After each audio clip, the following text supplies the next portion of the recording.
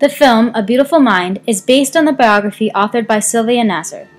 Nasar documents important aspects of John Nash's life, who was a mathematical genius suffering from paranoid schizophrenia. The film is not a true reenactment of Nash's life as it was altered for cinematic purposes.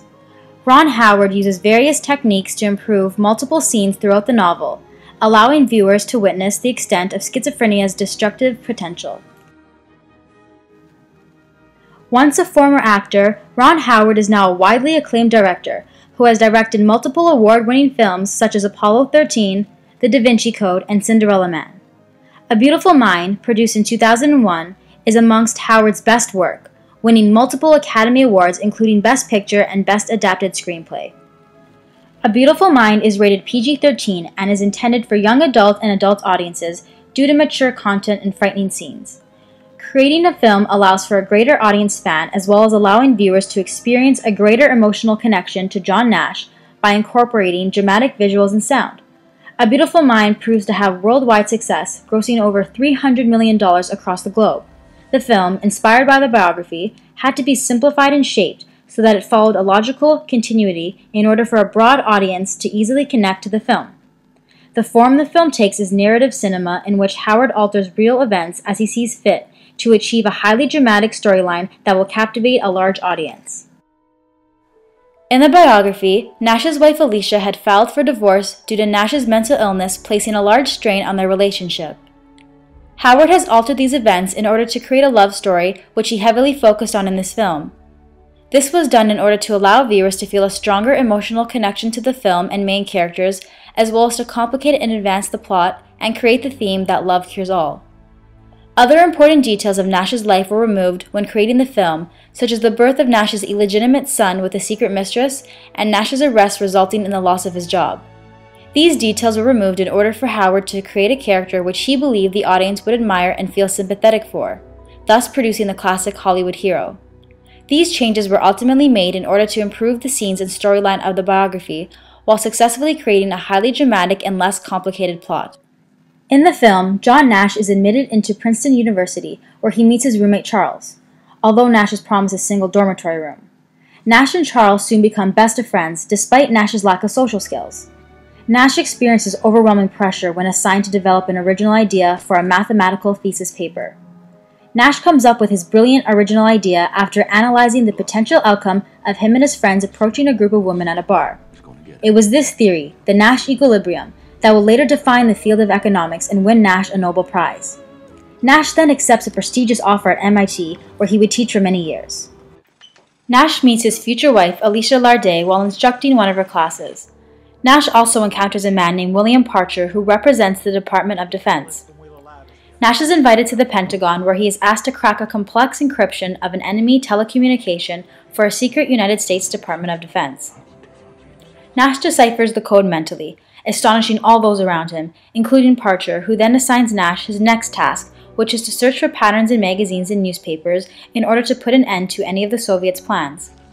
Nash then returns to Princeton to visit when he runs into Charles and his niece Marcy, whom Nash adores.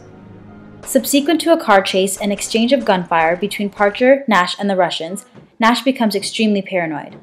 Alicia, who is now the wife of Nash, becomes extremely worried about Nash's neurotic behavior and consults a psychiatrist at a mental asylum. Later on, while lecturing at Harvard, Nash believes he is being watched by an antagonistic group of individuals. Nash flees and is stopped and sedated by officials of the psychiatric facility whom Nash believes are Soviet kidnappers.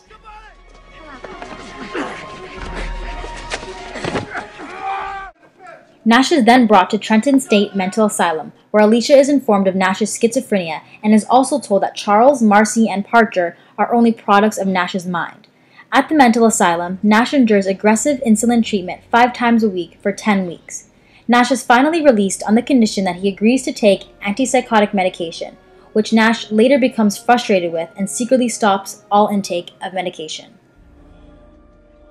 In the scene that follows, Nash's wife Alicia returns to their home in a panic after discovering a shed covered in magazine cutouts, realizing that Nash's hallucinations are back in full effect.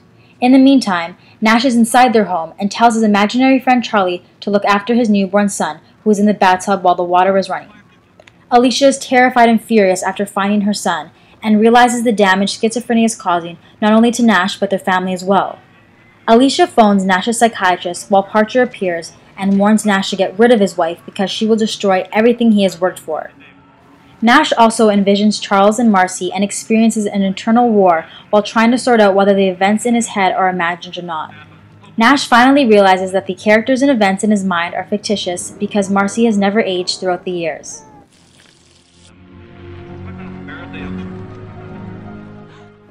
The scene takes place in John and Alicia's home during a powerful storm, which creates greater intensity in the scene and foreshadows the traumatic events that are to occur. There is also no lighting in the house, allowing for a darker setting which aids in the creation of a mood of grief and desperation.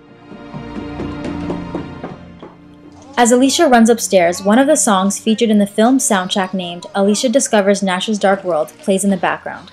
The intense instrumentals adds to the profound suspense of the scene as viewers discover the extent of Nash's schizophrenia and nervously await for Alicia to discover her near-drowning baby. This scene focuses on eye-level angles, which is a neutral shot, positioned as if the characters are observing the scene. Using eye-level angles allows viewers to see the characters' emotional expressions, which is a very important aspect in this emotionally intensified scene. I couldn't tell you, it was for your own protection. Alicia! Costume designer Rita Ryak chose dark, long clothing for Alicia, which was done intentionally to mirror Alicia's despair and the overall darkness of the scene. Howard casted Ed Harris to play Parcher in the film because Howard had previously worked with Harris in Apollo 13 and discovered Harris's mysterious edge and powerful acting skills, which are essential for this film and the mysterious role that Harris plays. Countless people will die. Alicia, please, put the phone down. I can't let that happen. Yes. Hello. Hi, I need Dr. Rosen. Is he in? I'm sorry, John. The use of a gun is an important prop in this scene as it symbolizes the danger Nash has put him and his family in due to his mental state. Jennifer Connelly takes on the role of Alicia Larday in the film and was chosen over all the other female actresses because she was able to challenge her co-star Russell Crowe, who plays John Nash in the film. Connelly also fits the physical description of the real Alicia Nash, who is described in the biography as being petite, brunette, and beautiful. The hallucinations Nash experiences are triggered by complexes that have been created due to environmental stressors.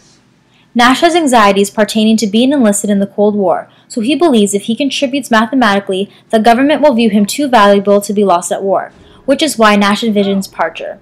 Schizophrenia also leads to an impairment of one's feeling mental function, causing one to detach and isolate themselves from other individuals, which is why Nash creates an imaginary friend Charles. The 360 camera angle is used to portray the racing of Nash's thoughts, as he struggles to sort out the flashbacks of his psychotic experiences in order to distinguish if his memories are real events or a product of his mind.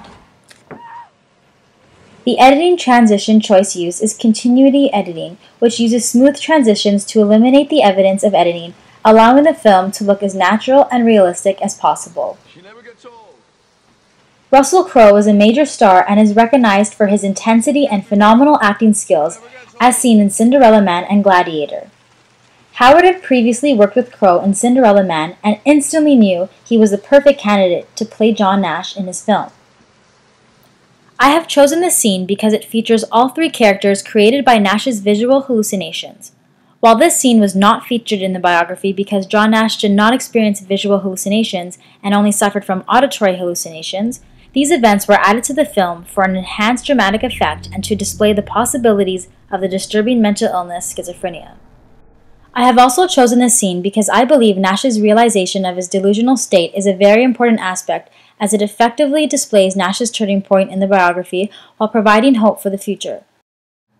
In Sylvia Nassar's biography, Nash had always been aware that his thoughts were unique to himself.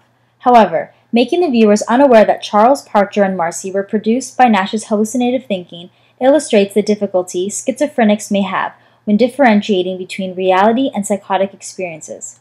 Therefore, Howard has greatly improved this scene by incorporating directorial liberties in order to effectively display the impact schizophrenia may have on one's life.